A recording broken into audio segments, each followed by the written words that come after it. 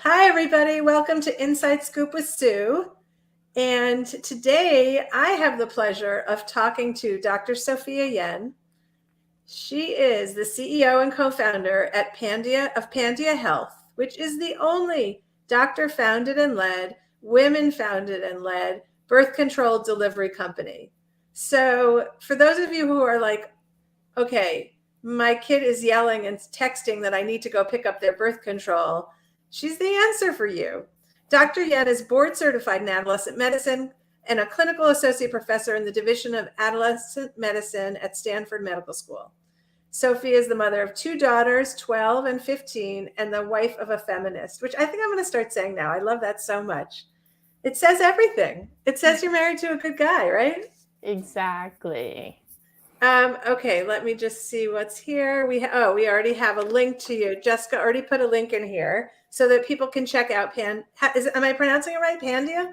Pandia. Pandia Health. Check it out.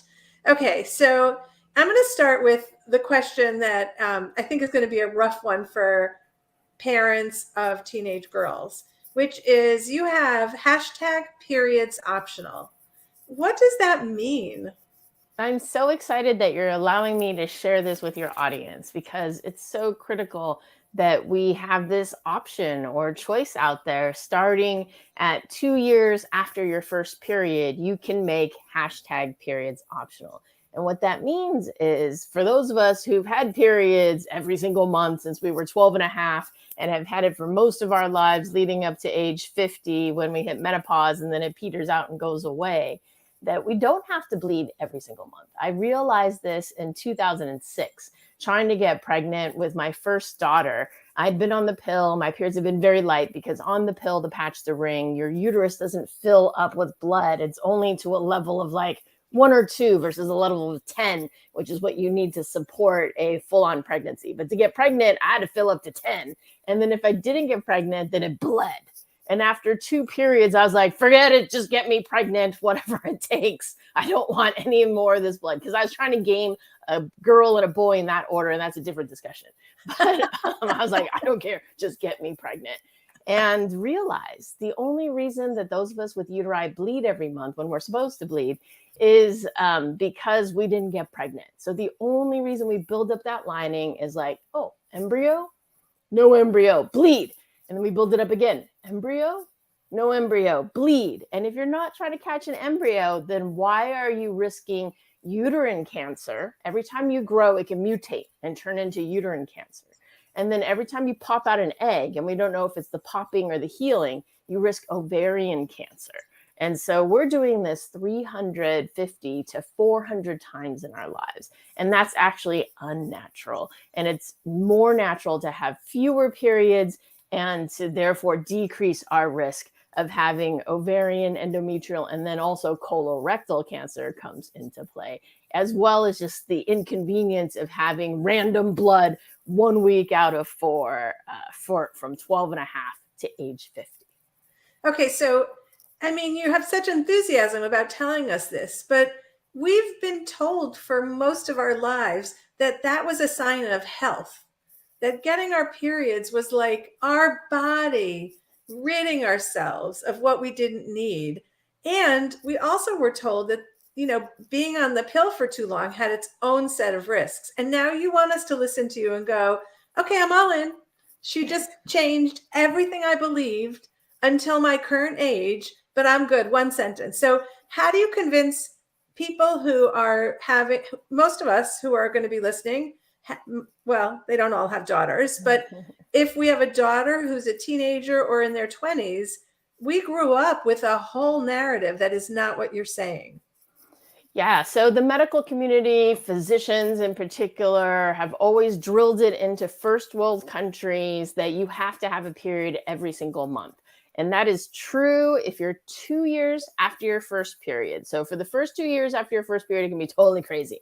But after 2 years, it needs to come every single month if you're getting enough nutrition and you're healthy. However, we now have the technology to make hashtag periods optional. And that technology comes in the form of the IUD, the implant, the shot, the pill, the patch, the ring, just depends, whichever one you like, whichever one you need, whichever one side effects you're okay with. And the key to this is a lot of people ask, well, what's natural? So Dr. Beverly Strassman, an anthropologist, studies the Dogon tribe in Mali, Africa today, not like 50, 100 years ago. And they die at age 70, 80, as do we. So we're comparing apples to apples. However, they only have 100 periods in their lives. And we're having 350 to 400 periods in our lives. And the main reason is they have 8 or 9 children. How many periods do you have when you're pregnant? 0. And then they breastfeed for 12 months. How many months do we breastfeed over here? 0, 3, 6. How many periods do you have when you exclusively breastfeed? 0. So they spend about 20 years of their lives pregnant or breastfeeding. Okay, but I don't want to do that. Yes. No, you don't want to do that. And so by going on the pill, patch, ring, the IUD, the implant, the shot, you tell your body that you're pregnant. And so it doesn't pop out eggs. It doesn't grow that lining to a level of 10. It only grows it to a level of 1 or 2.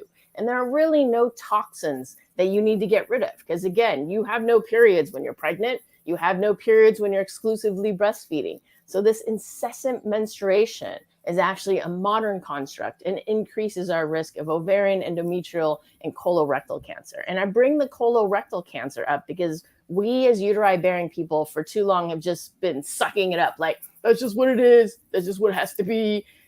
And we don't talk about it. And if you don't talk about it, then your doctor can't help you. But also, I like to get sympathy. So 30% of women, when they get their period, I've always thought about this, the uterus is going up and down, and hormones, and up and down, and up and down. And the colon is right next to it. And so 30% of women with periods, when that goes up and down, particularly when it goes down, the colon's right there and it's like, I'm sorry. And then it either runs fast, which is diarrhea, or it runs slow and you have constipation. And so if you have less of this up and down, you have less of this constipation or running fast, which increases your risk of colorectal cancer. And the other point there is a lot of women have horrible, painful periods. Whenever I give a talk to a room of like 30 women, be it CEOs or students, about 3 of them will come up to me afterwards and say, my periods are so horrible. I roll on the ground. I can't go to work. I can't go to school. It is the number 1 cause of risk of missed school and work under the age of 25. So if your young person with a uterus is missing school, please see a doctor. Just because it runs in your family doesn't mean it has to be. And just because your aunt, you, your sister, your daughter, all your daughters have it, doesn't mean that you have to suffer. We now have the technology to make that better so you can function, go to school. And when I was in teen clinic, we would see young women missing 2 to 5 days of school every single month. And you're like, 2 out of 20, that's not much. That's 10% of her education. And if 5, that's 25% of her education. So please, let's put women on even playing ground. So can we go back to the things that we've been told, which is that we have a higher risk of blood clots? I think breast cancer was one of the things that we had to worry about if we stayed on the pill too long. Yes. So anytime you go on an estrogen-containing medication, the pill, the patch, the ring, you do have a slight increased risk of blood clot. However, that risk is lower than the risk of getting pregnant. So using it before you're sexually active, that would be the added risk there. However, again, if you become sexually active, then you have the benefit. But you also have the benefit of the decreased ovarian, endometrial, colorectal cancer. The other increased risk is the risk of breast cancer. However, what we can't extract in our experiments is women who have babies later have a greater risk of breast cancer. Because once you get pregnant, your breasts change. And who's good at having babies later? People on birth control. Because if you're not on birth control, you have your babies earlier. Also, the risk of breast cancer by being on continuous birth control is less than the risk of drinking 3 alcoholic drinks a week. And certainly for your teenager, they better not be drinking any alcoholic drinks a week. but that would be like the equivalent risk. So it isn't that huge of a risk. And to me, the benefits far outweigh the risk. And actually, the research has shown overall the decreased risk in ovarian, endometrial, and colorectal cancer outweighs the risk of breast cancer. And your risk of breast cancer goes away once you've stopped the medication for 5 to 10 years. Okay, I'm going to take a detour right now. 3 alcohol drinks for women increases their chance of breast cancer. Wow, didn't know that. Yeah, a week, not a day. Right. Wow. And that's common. I should know that. Yeah. Well, no, you shouldn't know that.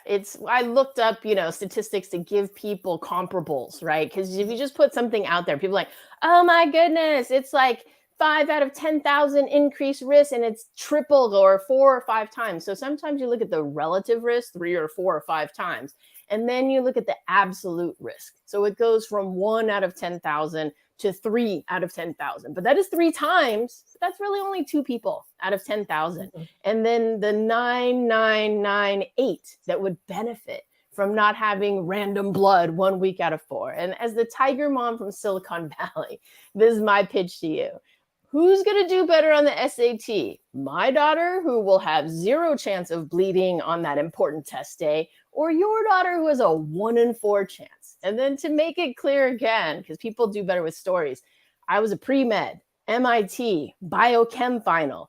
All of a sudden, bleh, blood. And I'm like, do I run to the bathroom or do I finish this exam, right? And the answer as a pre-med is you finish the exam. But was I a little distracted? Yes. And I looked to my left, I looked to my right, 2 people without uteruses. Not a care in the world. I want my daughter to have not a care in the world and just focus on the exam. And that is not just for the SAT, it's for finals, it's for pitching, it's for going to the media, it's for, any activity that you're doing. I think you're going to do better without random blood. And another example I give is there was an Olympic swimmer. She came out of the pool and she's like, I think I lost a millisecond because period.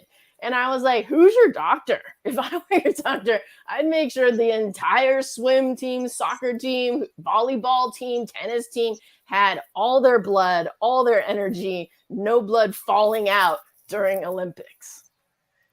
Okay, so it's compelling. I think I'm imagining that my girls will not find it as disconcerting as I do when I hear it. And it's not relevant for me anymore, so it doesn't matter. But what other physical benefits? Like if a kid has terrible cramps, yes, they're good. If they have cysts, is that like yes? So this is really important. 1 out of 10 people with uteri is at risk of polycystic ovarian syndrome. 1 out of 10 of us will get it in our lives. And so when you build that egg, there's usually 10 eggs that are trying, and then the one that gets the most estrogen pops. But the people with polycystic ovarian syndrome or PCOS, 1 out of 10 of us with uteruses, if you go on the birth control pill, patch, or ring, and you come off of it for an entire week, that week is actually too long. That week was when back in the day, there was 110 micrograms of estrogen. And now there's 30, which is what we recommend as adolescent medicine specialists, a minimum of 30 micrograms of estrogen. Otherwise, if you go below, it's bad for your young person's bones. Once you're above 30, you can go under. And so that amount is too little. And there's actually some escape ovulation on days 5, 6, and 7, because this 7 days off was for 110 micrograms, not for 30, not for 20, and probably not for 10. And so if you have polycystic ovarian syndrome, you want something that does not allow the ovary to make this thing or pop out or have any escape ovulation. So at the very least, decrease that placebo week, that withdrawal bleed week, to 4 days, and ideally to 0, because the fewer the times that you are off the medication, the lower the risk of popping out eggs and having cysts. Other conditions that benefit from a stable hormone rather than stable and then drop 1 week or up and down every single month. Asthma, diabetes, seizure disorders, depression, and HIV, as well as because simply if you're in a third world country and you got blood coming out, that's an infectious risk for other people, not for you to catch HIV, but if you had HIV to give it to other people, or hepatitis B or other issues like that. But everything in general, I think, is better with stable hormones. And my joke is my teenager already has enough drama. If I can like stabilize her hormones, and it's good for acne. So any birth control method is better than your standard hormones within yourself for acne if your standard hormones is giving you monthly acne. And so I used to get the once a month acne, and I called it the North Star. It would be here, here, or here, and it would be huge, and everybody would focus on it, or at least I would focus on it. And once I was on the birth control pill, it went away. But know that the research has shown that any of the birth control pills should work because it increases this thing called the sex hormone binding globulin, and that binds testosterone, which I think of as which most people think of as the manly hormone, which causes acne. And so by binding it, it decreases how much testosterone is going around, making your acne. However, if you notice you go on a particular birth control pill and you get more zits, then yes, please tell your doctor. And know, this is my Pandia public service announcement, one of several, that there are 40 different birth control pills. So if one doesn't work for you, note what one it is, what dosage it is, tell your doctor, and they can either turn down the dosage or they can try. There's 8 different progesterones, 7 other progesterones. So don't be like, I tried the pill, it was horrible, blah, blah, blah, blah, blah. Well, did you try all 40 of the pills, or did you at least try 8 different ones? Wait, so do you have people who actually, you need to test a number of different ones before you find the right one? That is a great question. So I personally had to go through 3 different pills, and I think only as a pre-med who definitely should not get pregnant during, medical school, residency and whatnot, did I stick with it. Because some people just give up. 45% of people give up on their pill at a year because of different side effects and whatnot. And so I forget that as a woman of color, that medicine is based on the 70-kilo white male, and certainly not for birth control, but Caucasian female. And what works for a Caucasian female, and what I was taught at many of the major academic institutions, does not work for Asians, Blacks, and people who don't want to bleed every single month. And I kept going back to this one because this is the one that we were taught at UCSF and Stanford. And it's great if you're a Caucasian female that wants to bleed every single month. But if you're Black, Asian, or don't want to bleed every month, then I actually, the past 6 years, have been focused on birth control pills only. And I've written 2,000 birth control prescriptions over 2 years, put my MIT Stanford hat, made an Excel spreadsheet, ranked the birth control pills from most going to give you zits to least going to give you zits, most going to stop breakthrough bleeding to least, and optimized it. And at Pandia Health, we have 85% continuation at a year because we know what to put you on so you have the least amount of side effects. You don't even notice. You just go on and you're like, this is great. As opposed to someone over here, like breakthrough bleeding, zits, other stuff like that. And if you do get side effects, then we can tweak it. Okay, that's great. You brought up a few times about the first 2 years after a girl gets her period. So what's special about those 2 years, and why would you wait until after that to have periods optional? Thank you so much for bringing that up, because I have a YouTube video on top 5 reasons why your period is late. And I didn't address the particular teen issue that 2 years after you get your first period, on average, your period, your hypothalamic, pituitary, ovarian axis is learning how to do things right. It's getting trained and whatnot. And so for the first 2 years, it can be totally crazy. And so in the YouTube comments over and over and over again is a 12-year-old, I just started my periods and I haven't gotten it for like 2 or 3 months. And I'm like, it's fine. You can be crazy for the first 2 years after. But after that, please see a doctor. And also, if you just start regular and all of a sudden it goes away for 3 months, see a doctor. So that overrules that you can be crazy for 2 years, but it can be crazy for 2 years. But if it comes regularly and then goes away for 3 months, please see a doctor, because that could be malnutrition, that could be stress, that could be thyroid, that could be a tumor in your head. And that's what I cover in that YouTube, is the 5 things other than pregnancy, for those people that it's relevant to. But for teenagers, 2 years after your first period, okay to be crazy, as long as it hasn't come every single month and then it went away. But also you mentioned when I spoke with you earlier that you would never put someone on the pill Yes. and miss the, okay. So, great point. If you are having horrible periods that you're missing school, the first line treatment is actually ibuprofen, 600 milligrams, 3 times a day with food as soon as your period is coming, or you can even start it the day before. Please make sure you take it with food, otherwise you'll get an ulcer. But if you fail that, then I'm okay using the birth control. But if you're using birth control just to make hashtag periods optional and you're not missing school or anything like that, but it's a convenience kind of thing, then generally we like to hold off for 2 years after your first period, because for 2 years after your first period, you're continuing to grow in height.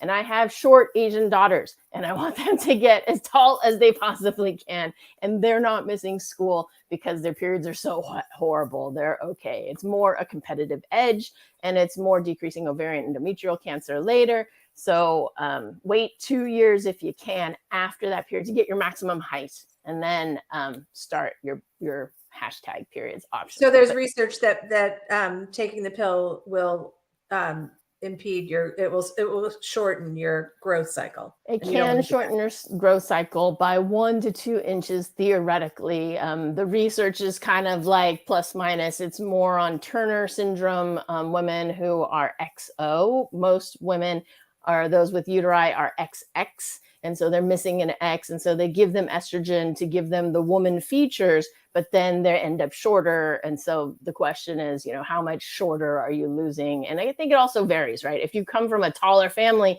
you had more to grow during those 2 years. If you come from a shorter family, you had less to grow. So my daughters, if I were to start them at 12, would probably lose like an inch, but somebody from a much taller family might lose 2 inches. Mm-hmm. Okay. So I don't even know if how many, is there any evidence of how many women are taking the pill or a birth control in order to not have their period? The statistic is, I believe, 75% of women using the pill are using it for non-birth control reasons. And it may not be purely non-birth control. It may be in addition, right? That, again, as you mentioned, polycystic ovarian syndrome, the first line treatment is the birth control pill, patch, or ring. And then also for menstrual migraines, if you only get migraines with your period, if we get rid of the menstrual, then you no longer have menstrual migraines. PMDD, PMS, all of these I forgot to mention are also improved. And then women with bleeding disorders, so hemophilia or von Willebrand's factor deficiency, which is the #1 bleeding disorder in young women and often shows up with your first period and there's just blood all over the bed, which has happened to many of us as well, but a lot of blood. And so those people, if you bleed every single month, you would lose a lot of blood. The normal blood loss is actually 90 cc's, which is about, I always forget, 15 cc's times 2 times 3. So that's like, six tablespoons of blood that you're losing. But in the toilet and with the rest of your life, it seems like a lot more. And with a bleeding disorder, it's uncontrolled. So those are also women that are taking it because they don't want to bleed out and lose all their blood. That's great. I actually know somebody. I'm going to share this with them. That's great information. Okay. So do you know which ages are most likely to be doing this hashtag periods optional? I would say that generally it's probably college age and up, but I'm an adolescent medicine doctor and I think it's useful for the SAT. So maybe 17 and 18, and just also for parents of teenagers, know that 50 to 60% of high school seniors have had heterosexual relations. And so you want that young person to prevent unplanned pregnancy, right? And so it's good for her skin. It's good for her mental state. It's good to decrease ovarian endometrial cancer. It's also green. We use 10 to 13,000 menstrual products in our lives. And if we can cut that down, but really just the drama of random blood, we've all had that moment where it just hits you and you are not prepared and you are like, imagine a teenager in the middle of class. It's just not, it's not. Okay, your number for how many teenagers are having heterosexual sex, it can't be true based on the number of people that I know who say their kids would never be having sex. So who's wrong? So I'm pretty sure because if your doctor's this is another test of if your doctor's up to date and practicing the gold standard for care for teenagers, they should kick you out of the room starting at age 12. And when you're out of the room, we ask them the heads assessment: home, education, activities, abuse, drugs, sex, and suicide. And so we kick the parent out of the room like, I'm my daughter's bestie. I know everything. Well, then I'm not going to find anything you don't know. This is just a safety net to make sure that if you aren't talking about these things at home, that we prevent unplanned pregnancy, suicide, and drug use in your young person. And most parents are like, yes, please, you do the talk. I don't want to do the talk. And so those are the statistics. And you can imagine on a farm when you're bored and you're horny with your hormones, the hormones kick in at 12. 10% of 13-year-olds, freshmen in high school, have had heterosexual relations. 1 out of 10, 3 out of every room of 30. And then it goes to 20% and then 40% and then 50% as the years progress. So if you don't think, here's another rule of thumb. If your young person is with somebody 6 months or greater, they're probably having sex. So if they're with somebody for, 3 months, please have a drawer with condoms, and please go see a physician if they're a person with a uterus and consider a hormonal method. You could consider the copper IUD, but know the 2 side effects is more blood, more pain. Because I have a lot of people that are anti-hormone, and then they go on the copper IUD and they have more blood, more cramps. And I'm like, did nobody tell you? Those are the top 2 side effects of this 7-year method. That's a 10-year method. It's amazing. But you can take it out at any time. But I just am always answering questions on Reddit and Quora about horrible pain from copper IUDs. Okay, let's talk about your business and how do we tell our daughters and they're like, I want to do that. And you're a way that they can get it distributed. So how does that work?